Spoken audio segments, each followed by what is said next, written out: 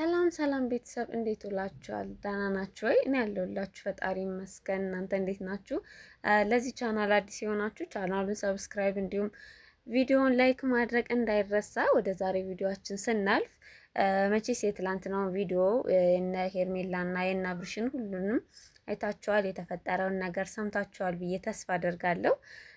እና ዛሬ ደግሞ ከዛም የባሰ ነገር ነው እየተፈጠረ ያለው። ነገሮች ይስተካከላሉ ስንል ግን ቀን በቀን የተለያዩ ነገሮች ነው እየተፈጠረ ያለው። ነገሩ እየተባባሰ ነው እየሄደ ያለው።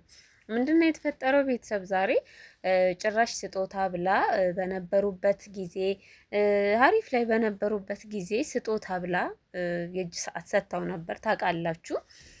ያንን የእጅ ሰዓት ዛሬ መልሰውላታል። የመለሱላትም እንግዲህ በእርግጥ ስጦታው የተሰጠ ለአብርሽ ነው፣ ሰዓቱም የአብርሽ ነው። ነገር ግን አሁን ላይ አብርሽ በራሱ እየተንቀሳቀሰ እንዳልሆነ፣ በስርዓት እያሰበ እንዳልሆነ ሁላችንም እናውቃለን። እና ኤፍሬም ነው ማለት ይቻላል። በቃ ሰዓቱን አስመላሹም መላሹም ኤፍሬም ነው። ሁሉንም ነገር የሚቆጣጠረው እሱ ነው።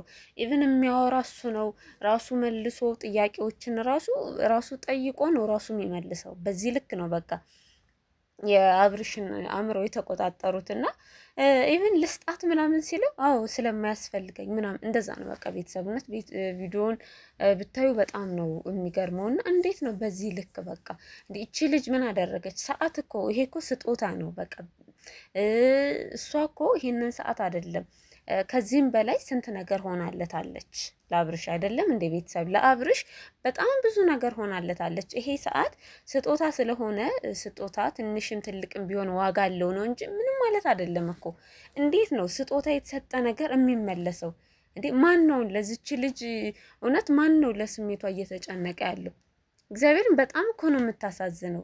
በዚህ ልክ እንዴት ነው እንዴ? በዚህ ልክ እሱ አላቅሽም ብሏት በሱ መጎዳቷ በሱ እያለ የነዚህ ማሽቃበጥ ምንድን ነው በዚህ ልክ?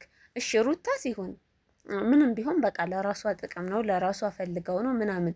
ኤፍሬም ግን ለምንድን ነው በዚህ ልክ ሄርሜላን ይሄን ያህል መጉዳት ይሄን ያህል መጫን የፈለገው? ለምንድን ነው? እኔ ይሄ ነገር ነው ምንም እየገባኝ አይደለም። በቃ እንዲህ ምን ማለት ነው? ሰዓት መመለስ ማለት ስጦታ እንዴት ነው የሚመለሰው ሲጀምር ማለት ነው? ስጦታ እኮ ስጦታ ነው አይደለም እንዴ? እና ስጦታው እሺ ይሁን፣ ግን ምንድን ነው አሁን ቀጣይ ላይ ምንድን ነው የሚሆነው ነገር? በቃ በዚህ ሁኔታ ልጁንም ሀብሉም ተበጠሰ። ሀብሉ ከተበጠሰ በኋላም ይሄው ነው። ከዚህ በኋላስ እንደዚህ ነው ወይ የሚቀጠለው? ምንድን ነው መፍትሄው? ሀብሉ እሺ በእርግጥ 3 ቀን እኛ ጋር ይቆይ ተባለች፣ አይቻልም ብላ ወሰደችው ሩታ። ይሄ ነው የትላንትናውን ቪዲዮ አይታችሁታል። ወደ ትላንትናው አልመለስም፣ አይታችሁታል፣ ሰምታችሁታል ብዬ ተስፋ አደርጋለሁ። ትላንት እንደዛ መሆን ባልነበረበት ሰዓት ይዛው ሄዳለች። ከዚህ በኋላ ምንድን ነው የሚሆነው?